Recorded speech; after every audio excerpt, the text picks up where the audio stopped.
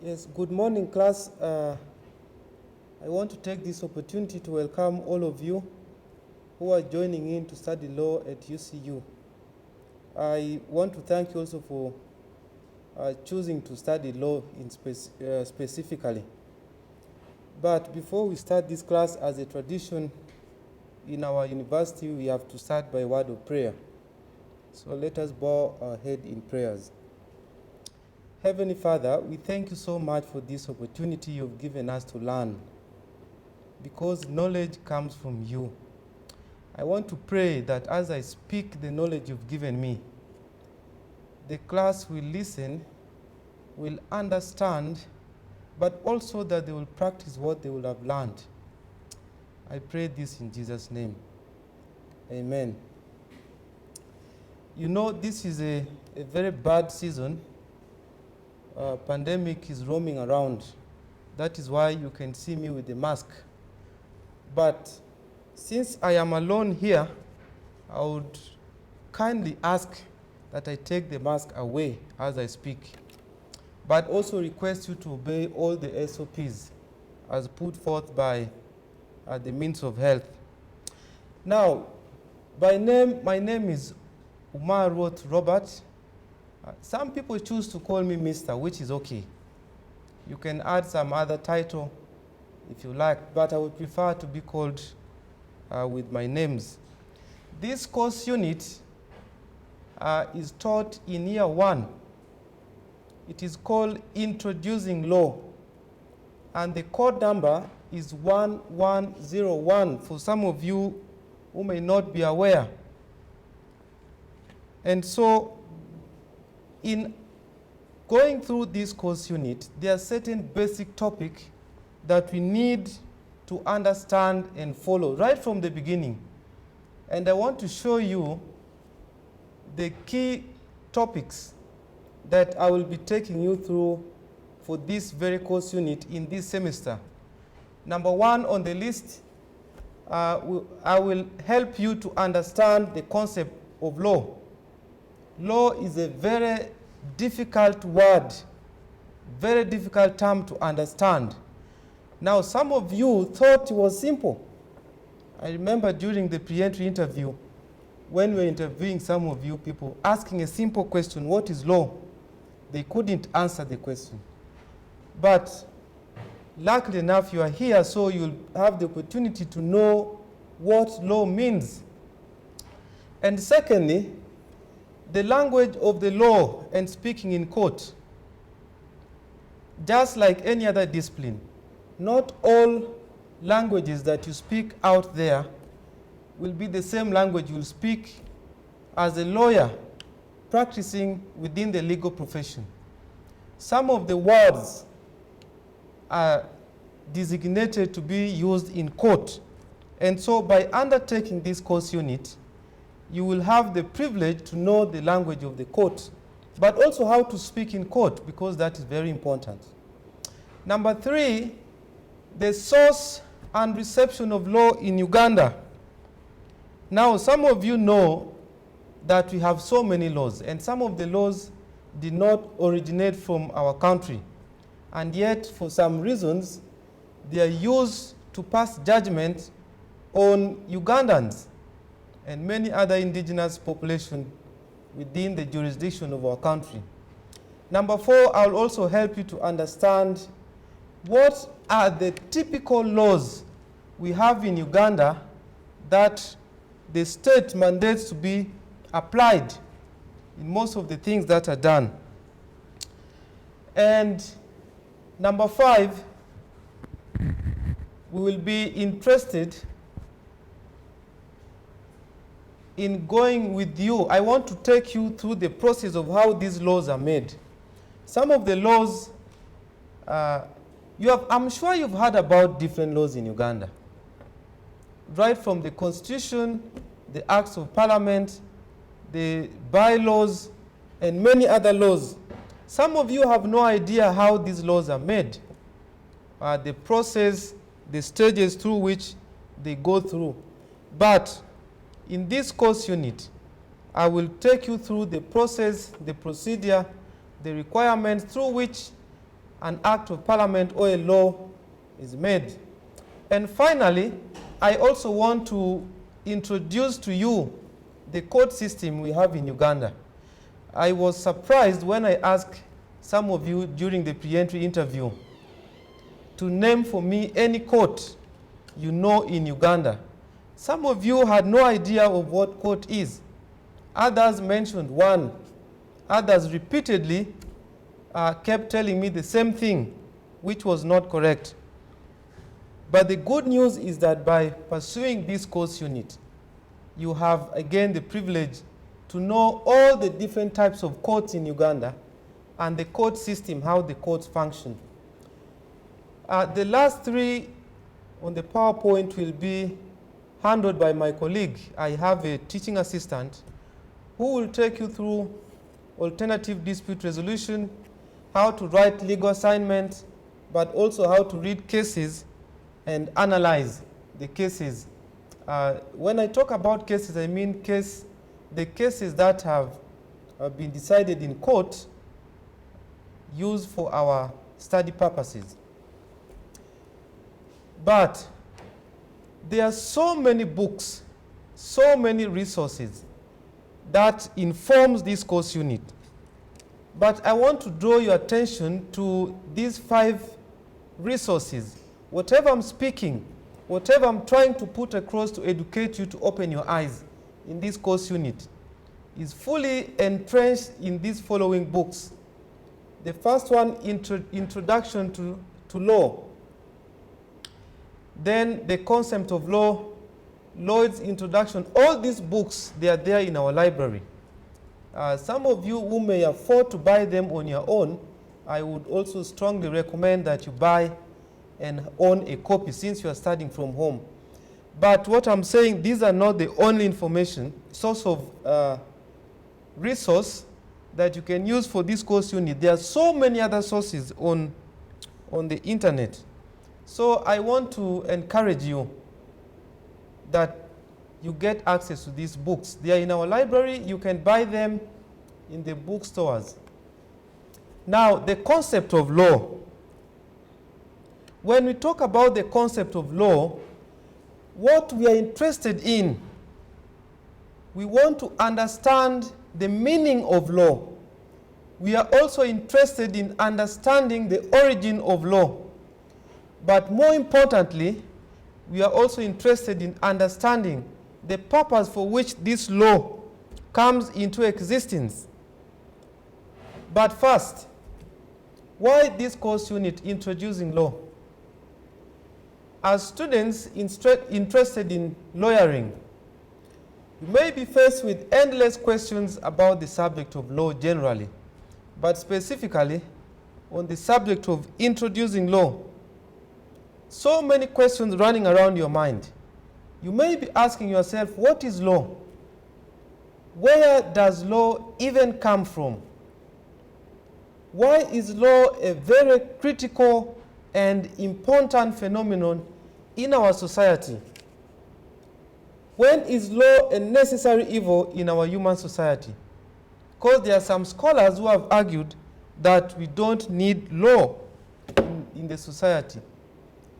The question of who makes the law and the process of how the law is made, and several other many questions that may be running in your mind. But I can guarantee you one thing, that my role in this course unit is just to enhance you, to further your knowledge of the law and its relation to human phenomenon. Of course, again, I want to repeat by stating that the law does not come from the blue. The law arises from the community, arises from our interaction from one another.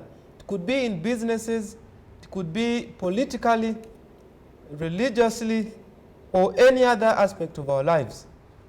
So it's very important as law students to be interested in learning this course unit. This course unit, again, has been referred and called by many names by scholars. Some scholars in the beginning thought it should be called legal methods. And the reason is that because it is an eye-opener. You cannot start learning the law without getting introduced. You would just be deceiving yourself. That's why as UCU, we found it very important that we first introduce you to law. And so the general purpose of this course unit is nothing more but to train you as students of law. Soon you're going to be lawyers. And why do we want to train you? We want to train you to think like lawyers. Some of you think like villagers. You have to think like a lawyer after passing through this course unit. Even in your reading, you've chosen to pursue law. Law has nothing but a lot of reading. If you are lazy, you will not manage this course unit. So I want to encourage you that this course unit will further your understanding of the law when you read. Also writing. You have to write like a lawyer. You have to reason like a lawyer. You have to speak also like a legal practitioner.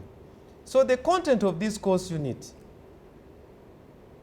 clearly project that it is the key and the roadmap for someone interested in pursuing the legal profession. This is the gate pass. So I will ask you to pay maximum attention as we go forward with this course unit. Now the key question we started with is, what is law? What is law? I'm sure this is not the first time you are listening to this word, this animal, this thing called law. What is it? You might have come across, or some of you could have been in court as complainants, others as defendants. Some of you, for some reasons, have been criminal because you've committed a crime. Words like don't speak in court while court is in session. If you speak, you will be charged with contempt of court, and that's a crime. Don't make false statement before authority. That's also a crime. Do not desert your own children. You will be charged with child neglect. Don't play any game of chance for money. I'm well aware that most of the games or the business that youth like you are engaged in is gambling. I want to draw your attention. You may be committing a crime unknowingly, but that does not mean that you cannot be charged with a crime. Don't wear army uniforms. It's offensive. And so many other things. In other words, there is nothing that goes around our community, in our area, without the arm of the law prescribing it. So law is everywhere, and it talks virtually about everything. Law is very dynamic. Some of you fail to define the law. I want to put it to your attention that you are not the first person. There are so many people who have failed to define the law. And that's why we have so many definitions trying to describe, trying to explain what this thing called law means. To affirm this position, one of the philosophers by the name Sir Frederick, he stated that we find in all human sciences that those ideas which seem to be most simple are really the most difficult to grasp with confidence and express with accuracy. Now, this is what the philosopher is saying. Some of these small concepts like law, concepts like evidence, and many others, they sound very simple. I'm not surprised most of you, when you are asked some questions, you say, no, I can just feel it, but I can't express it. And that is true with the law. Some of you just feel the definition of law, you feel the presence of the law. But when you're asked to define it, you can't define it. So the definition depends on the circumstances. It depends on what you're interested in. But I want to draw your attention. I'm going to highlight some of the key definitions of the term or the concept law that has been put forth by scholars and philosophers. The first one is John Austin. He observed that law is the aggregate set of rules set by a man as a politically superior to men. In other words, Austin is saying that law is a command of the sovereign. What does that mean? That nobody is above the law. It is man who makes the law, but then the law becomes above man, especially in its operation. Another definition is offered by Hans Kelsen. In his works, The Pure Theory of Law, he observed that law is a normative science. And the reason why it is a normative science, it is because the law describes and evaluates facts in practical operation.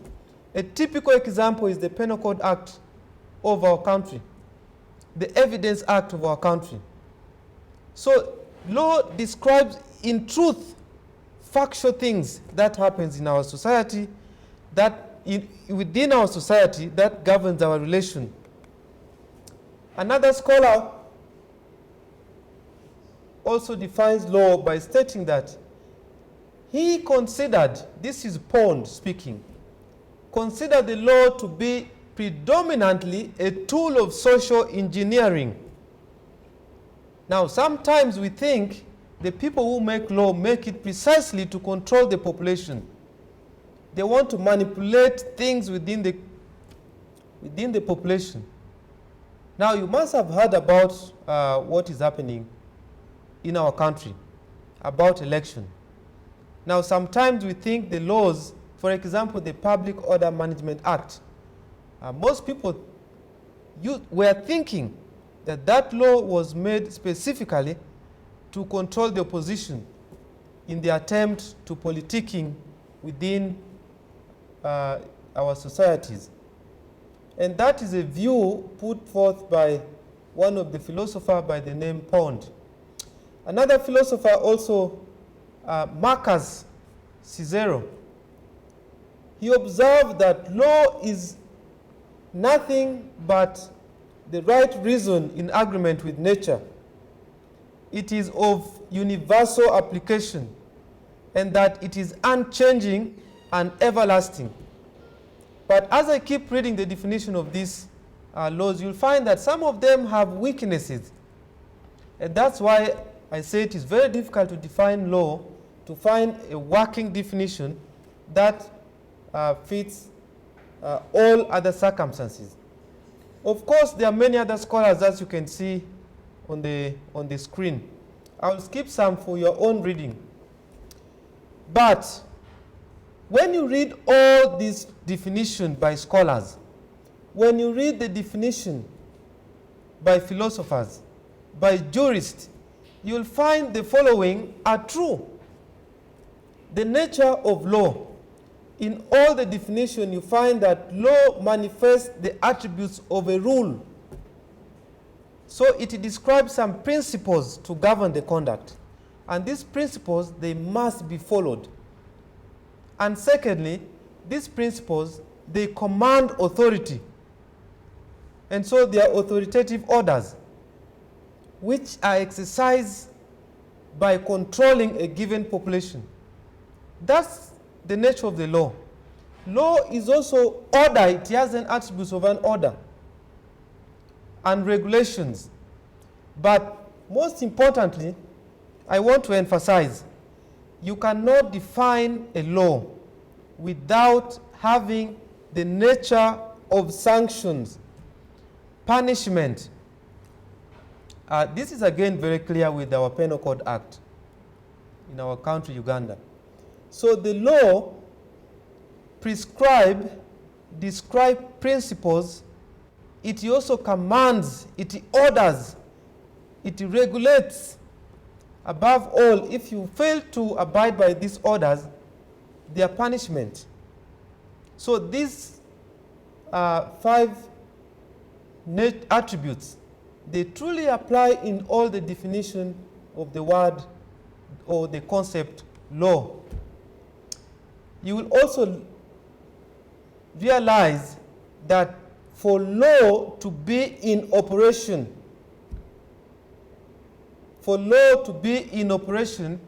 you must abide by its order,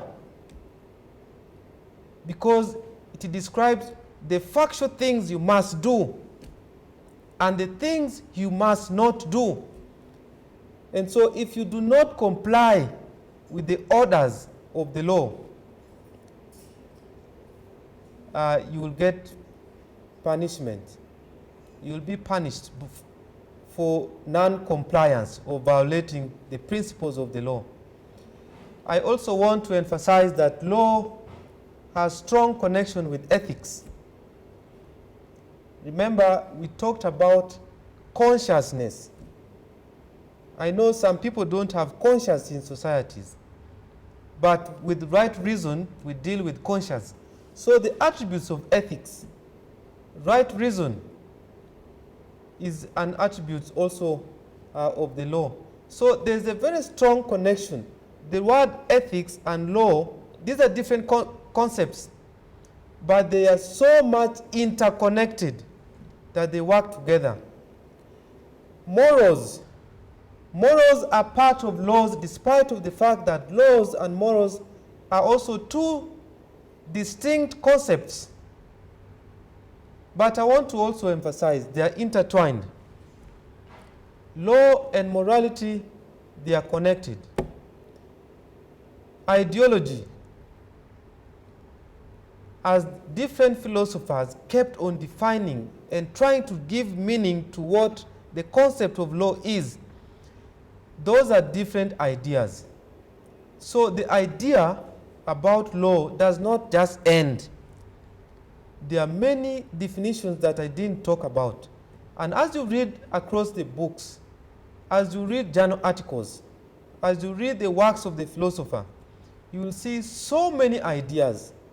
And so I also want to encourage you, you can be part of the scholars or part of the philosophers by inventing in a definition of law that you feel or think fit that can work. So moral and ethical factors in our society, as they are key features, they create the environment through which these laws develop. Remember, law is not static. Law keeps on evolving. What was accepted yesterday might not be true today. A typical example is the same-sex marriage. I'm sure you've heard about that. Some time ago, it was not a matter of debate. But because of ethical and evolving events, now people are holding debate whether to have same-sex marriage. The concepts of marital rape, for example. Traditionally, a man and a woman who gave in their consent in marriage, you cannot later on construct an idea that something called marital rape does exist. But these days, they do exist. People are advancing reasons and justification as to why one can be raped in marriage. Also, euthanasia. Traditionally, these are some of things which are not talked about because they are against morality and ethical principles. But because of the evolving nature of our society, the law also keeps evolving. So we keep making new laws to govern our relation in contemporary situation.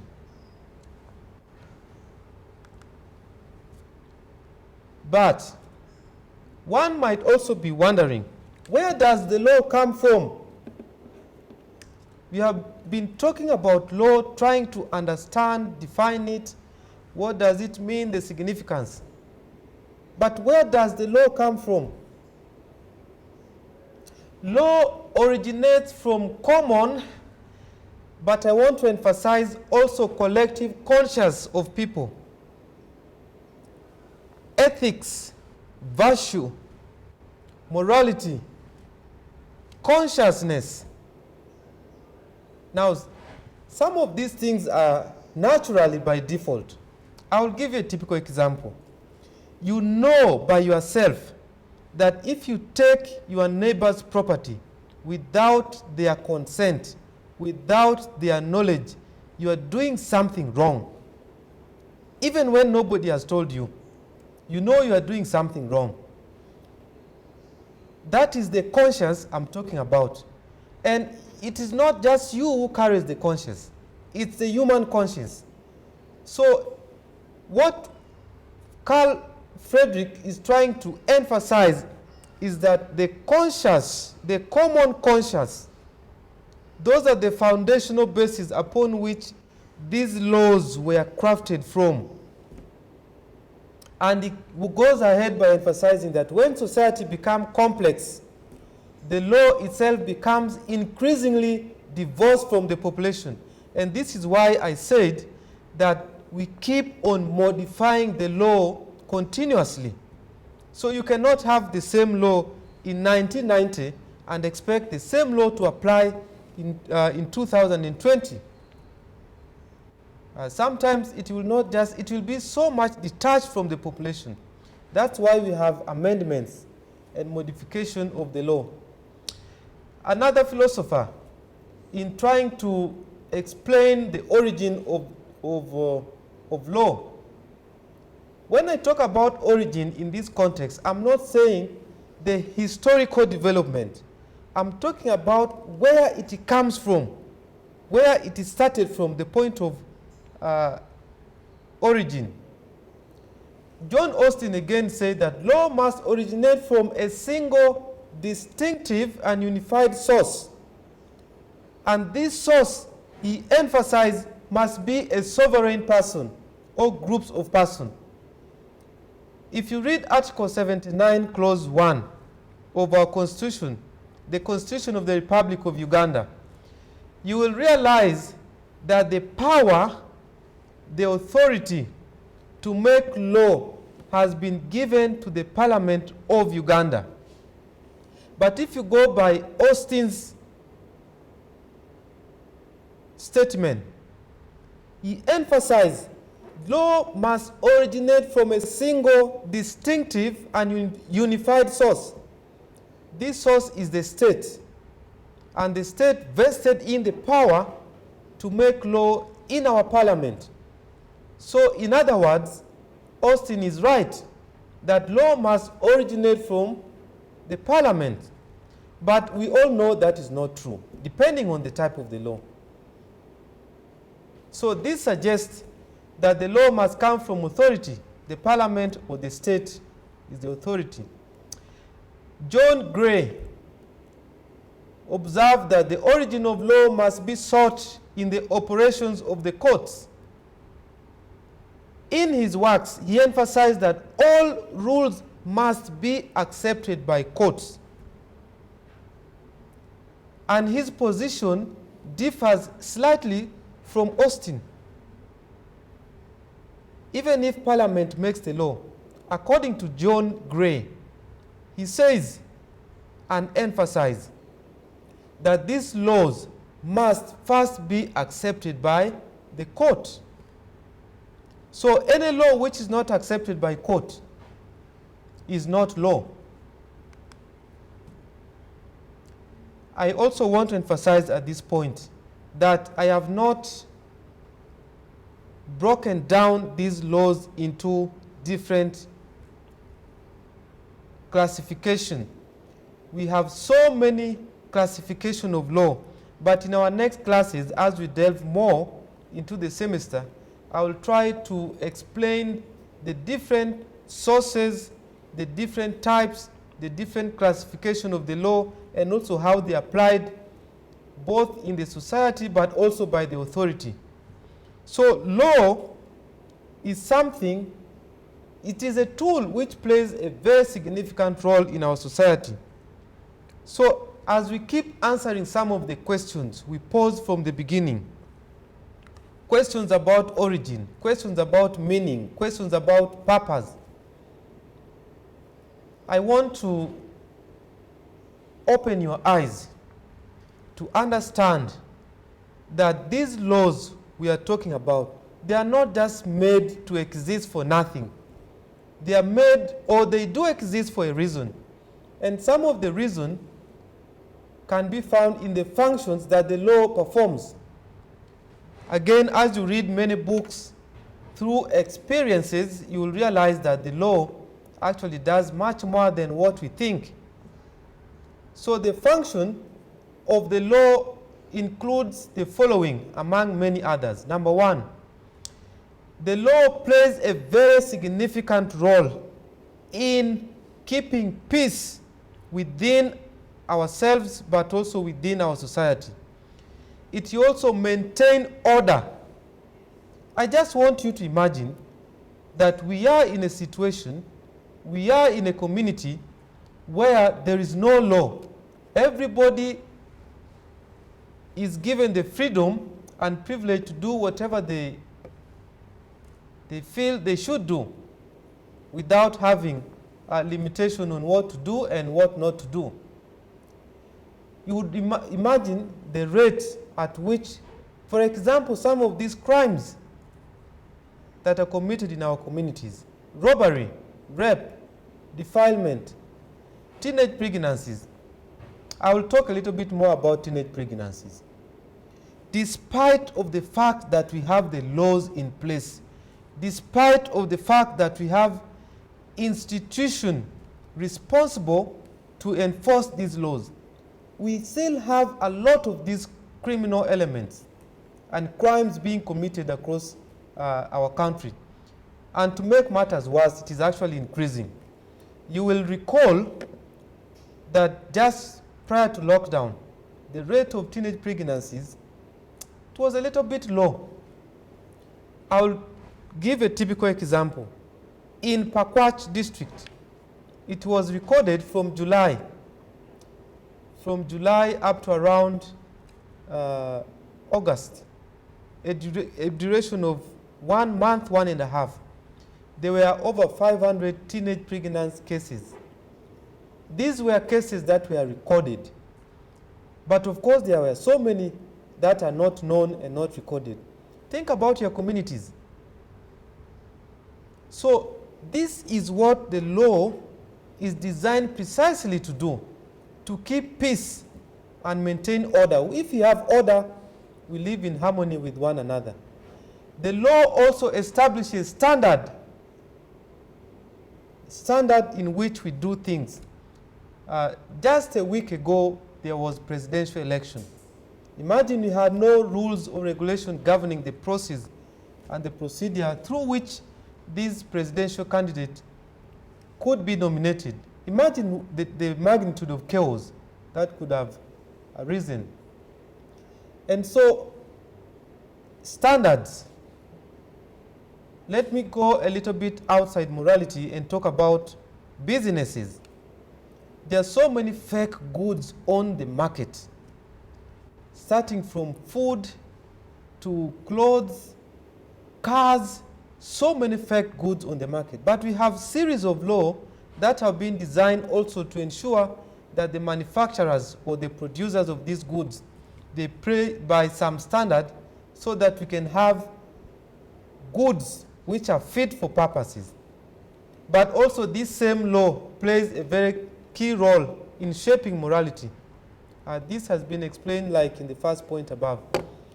Thirdly, the law aims at promoting social justice.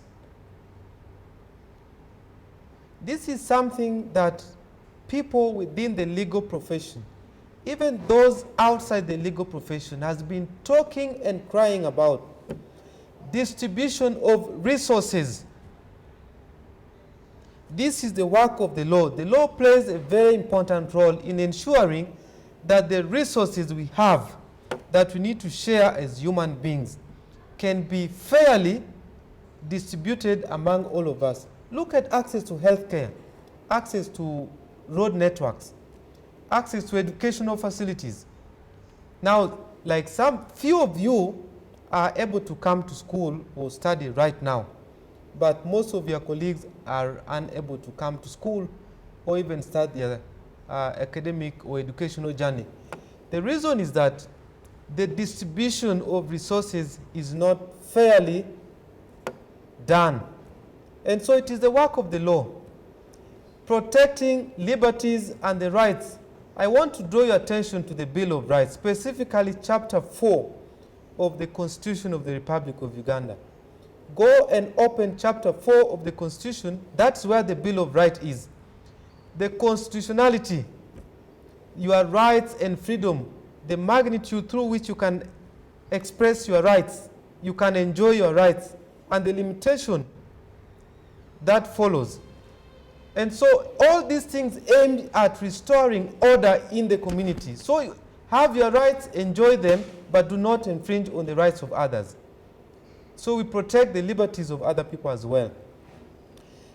Now, the most significant of all this is dispute resolution.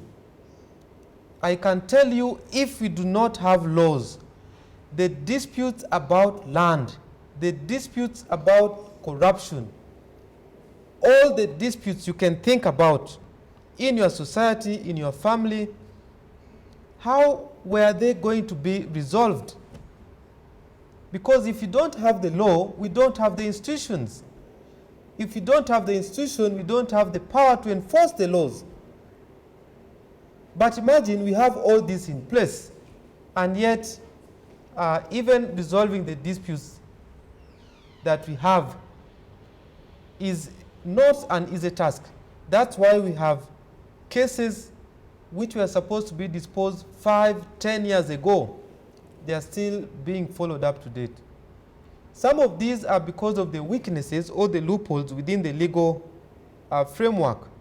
And that's why we encourage law students and practitioners to keep researching, to keep understanding the law deeper, so that we can find a more easier way of resolving disputes. One of the reasons why these disputes stay longer is because the mechanism through which the law describes that disputes has to be resolved is too long and unnecessary. So it makes access to justice very expensive. Fair and speedy resolution of disputes. Again, I want to draw your attention to Chapter 8 of our Constitution. You'll understand what that means. Because law prescribes the process and procedure through which all cases have to be dealt with. So if cases are not being handled in a fair and speedy manner, it violates a lot of human rights as well, both for the victim, but also for the perpetrator of the crime or the criminal that they would have committed. Protecting liberties and rights. This is a repetition. And that's the general purpose of the law. So as legal scholars, as legal practitioners, as law students, I want to encourage you that you pick a lot of interest in reading the law, speaking about the law, writing about the law, because this is what you will do in your entire life if you dare to pursue this noble profession.